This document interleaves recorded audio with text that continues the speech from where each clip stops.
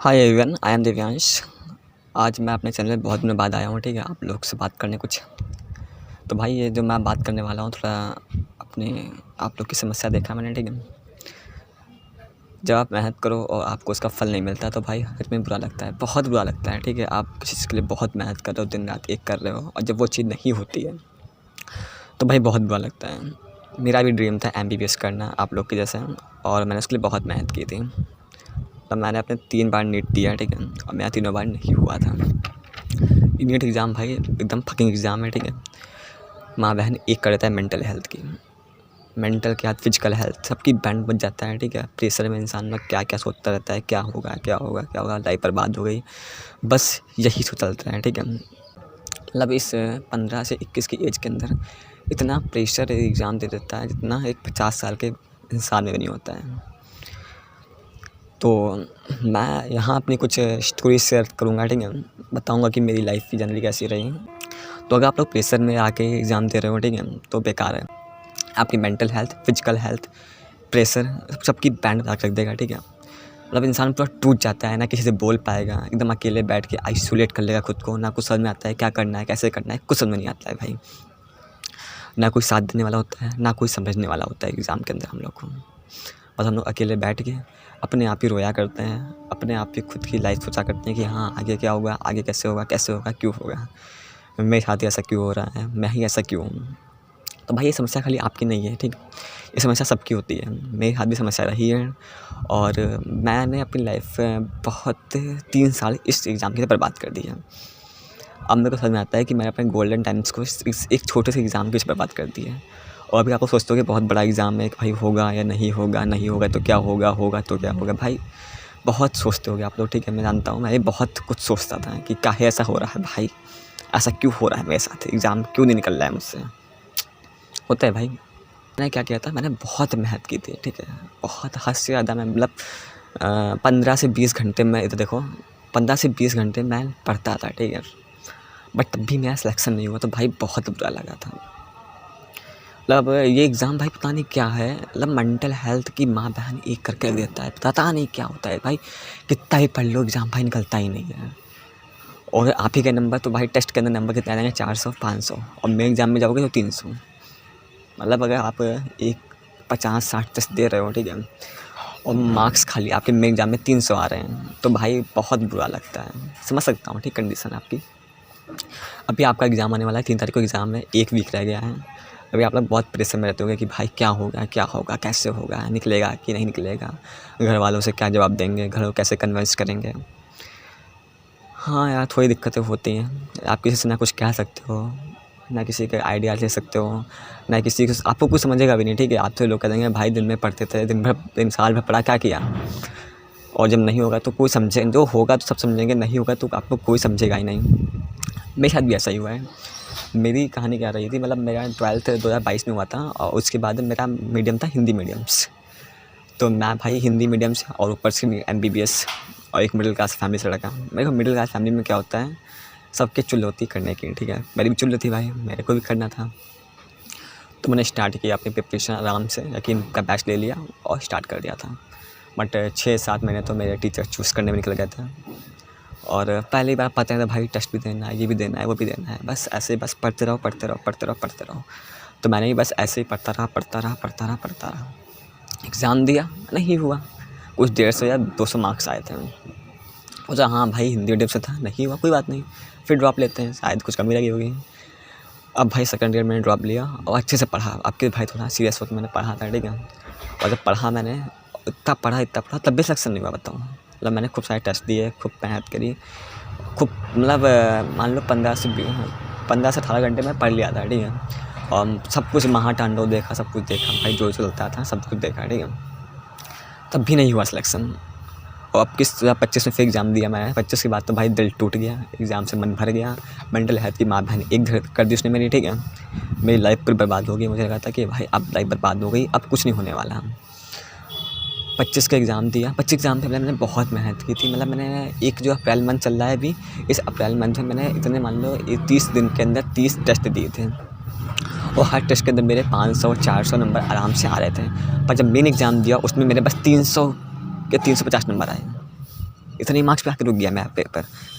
भाई मैंने इतनी मेहनत करी, इतना सब कुछ टेस्ट दिया, इतना घंटे पढ़ा और मार्क्स सिर्फ 300 के 350। भाई बुरा लगा था, ठीक, उससे मेरे को बुरा लगा, भाई क्या हुआ, ये क्या हो गया, अब मेरा क्या होगा भाई, फिर ड्रॉप लूँ, 4 ड्रॉप लूँ, इतने में तो लोग मुझसे कितने आगे निकल चुके होंगे। फिर मैं 5 साल MBBS को दूंगा, फिर PG दूंगा, फिर MD MS करूँगा, भाई क्या होगा मेरी लाइफ का। और फिर से मैं अगर 2026 में पेपर देता हूँ तो मेरा नहीं होगा तो मैं क्या करूँगा फिर। भाई अप्स एंड डाउन, भाई इतनी ज़्यादा मेंटल हेल्थ ख़राब हो चुकी थी, मतलब कुछ समझ ही नहीं आया था, ना भूख लग रही, ना किसी से बात करने का मन कर रहा, एकदम आइसोलेट होने का मन कर रहा, बेफालतू में रोना आ रहा, भाई बहुत कुछ बेकार हो रहा था, कुछ समझ नहीं आ रहा था करना क्या है। बट मैंने एक प्लान भी अपना बना लिया था, मैंने UPSC नेट का एग्ज़ाम दिया था उस समय, और उसमें मैंने एग्ज़ाम देने के बाद ही मैं उसमें नहीं हुआ था, मेरे 94 मार्क्स आए थे उसके अंदर, और उसकी भी कट ऑफ हाई चली गई उस समय। उसका पेपर 120 नंबर का होता है और उसकी कट ऑफ चली गई थी OBC के 100 नंबर पर, मतलब मेरा 6 नंबर सिलेक्शन रुक गया फिर से आके। मैंने फिर ये क्या हो गया भाई, फिर से सिलेक्शन नहीं हुआ। तो मैंने क्या किया, अब मेरे को ड्रॉप नहीं लेना है, इस एग्ज़ाम से मेरे को लूप से बाहर निकलना है। आप भी लोग जितनी जल्दी हो सके इस एग्ज़ाम से लूप से बाहर निकल लो, ये एग्ज़ाम आप लोगों को फंसाता रहेगा, आपकी मेंटल हेल्थ पूरी ख़राब करके रख देगा, ठीक है। जितनी जल्दी हो सके इस एग्ज़ाम से बाहर निकलो। अगर आपके फर्स्ट या सेकंड ड्रॉप है तो भाई अगर एक बार ट्राई करना चाहो तो ट्राई कर लो, लेकिन जिसके मैक्सिमम 3 ड्रॉप या 4 ड्रॉप हो चुके हैं, मैं भाई हॉनेस्टली यही कहूँगा कि लाइफ बहुत बड़ी है, इस एग्ज़ाम से बाहर निकलो। ये एग्ज़ाम आपकी मेंटल हेल्थ ख़राब कर देगा पूरी, ठीक है। तो अगर आप एक फैमिली बैकग्राउंड आपका अच्छा नहीं है, फाइनेंशियल कंडीशन अच्छी नहीं है, तो भाई आप जल्दी से जल्दी एग्ज़ाम से बाहर निकलो। होता है तो निकलो, नहीं होता है तो निकलो, ठीक है। कुछ और बेस्ट ट्राई करो। आपकी लाइफ, वो आपने संदीप महेश्वरी की वीडियो थी, उसमें आया था अगर एक आपकी बॉल मिस हो गई है क्रिकेट में तो ये नहीं कि आपकी लाइफ पूरी बर्बाद हो चुकी है, पूरा मैच पड़ा है। एक बॉल की वजह से आप अगर बीच में खेलना छोड़ दो तो भाई ये गलत चीज़ है। अगर आपसे एग्ज़ाम नहीं निकलना है तो आगे का ट्राई करो, और एग्ज़ाम होते हैं। UPSC में देखो 1% रेशियो होता है पास होने का, 99% 9 लोग फिर से ट्राई करते हैं। तो ये नहीं होता है कि आप उदास हो जाओ, लाइफ बर्बाद कर लो, अपनी लाइफ बर्बाद हो गई, अकेले रहने लगो, तो भाई ये सब मत करो, ठीक है। इससे आपकी मेंटल हेल्थ ख़राब होगी। यहाँ तक मुझे पता है, ये सब करने से खाली मेंटल हेल्थ ख़राब होती है और कुछ नहीं होने वाला। ना आपसे कोई पूछने आएगा कि क्यों नहीं हुआ, ना आपसे कोई चिंता करेगा आपकी, कोई नहीं होता है लाइफ में, ठीक है। अपनी चिंता अपने आप करना है आपको। जितनी जल्दी हो सके सोचो, आगे बढ़ो, मैं यही कहूँगा, ठीक है। और मेरा एक स्मार्ट मूव था कि मैंने क्या किया, अगर मेरे को नर्सिंग का कॉलेज नहीं मिला गवर्नमेंट, तो मैं नर्सिंग का प्राइवेट कॉलेज लेके मैंने अपना एडमिशन कराया और इस नीट के लूप से बाहर निकल गया। अब भाई मैं सोचता हूँ मैंने बहुत अच्छा मूव ऑन किया, बट उस एग्ज़ाम को छोड़ के निकलना बहुत मेरे लिए बहुत बड़ी बात थी। बट मैं आप लोगों से यही कहूँगा कि जितनी जल्दी हो सके एग्ज़ाम की तैयारी कर रहे हो अच्छे से करो। होता है तो ठीक, नहीं होता है तो ठीक। आधा डिसअपॉइंटेड मत हो खुद से, स्ट्रगल करी है, हाँ ठीक है, नहीं फल मिला, आगे कहीं आपको फल मिलेगा उसका। मुझे भी कहाँ अपना फल मिला यार। मैं 3 साल नीट को दिया और 1 साल मैंने सी नेट को दिया, मेरा नहीं हुआ ना। आज मैं प्राइवेट कॉलेज में नर्सिंग कर रहा हूँ तो मैं इतना खुश नहीं हूँ, और लाइफ में रिग्रेट नहीं है इतना कि मैं डिसअपॉइंटेड नहीं हूँ कि मैं कुछ कर नहीं पाया। आगे मैं कुछ बेस्ट ट्राई करूँगा, मैं नर्सिंग के अंदर कुछ बेस्ट ट्राई कर सकता हूँ ना। अगर मैं वहीं पर रुका रहता, फिर से मैं एग्ज़ाम देता, फिर से एग्ज़ाम देता, फिर एग्ज़ाम देता, फिर एग्ज़ाम देता, तो भाई मैं आगे बढ़ ही नहीं पाता।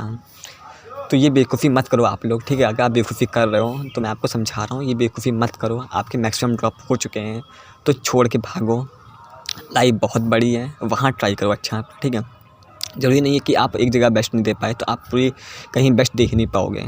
मैं आप लोगों से यही कहूँगा, अगर आपके मैक्सिमम ड्रॉप हो चुके हैं प्लीज़ छोड़ दो। अगर तैयारी कर रहे हो तो दो, ज़्यादा चिंता मत लो कि नहीं होगा नहीं होगा तो लाइफ बर्बाद। कुछ लाइफ बर्बाद नहीं होती है, ठीक है।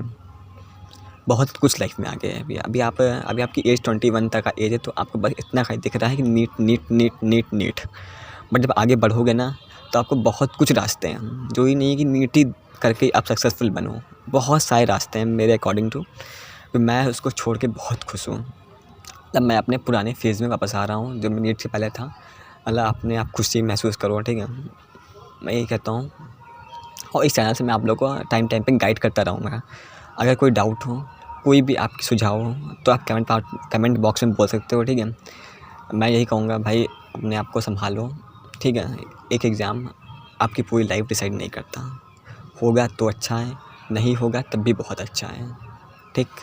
कोई भी दिक्कत हो, कोई भी समस्या हो, आप मुझसे कमेंट बॉक्स में पूछ सकते हो, ठीक है, आराम से मैं सबका रिप्लाई दे दूँगा।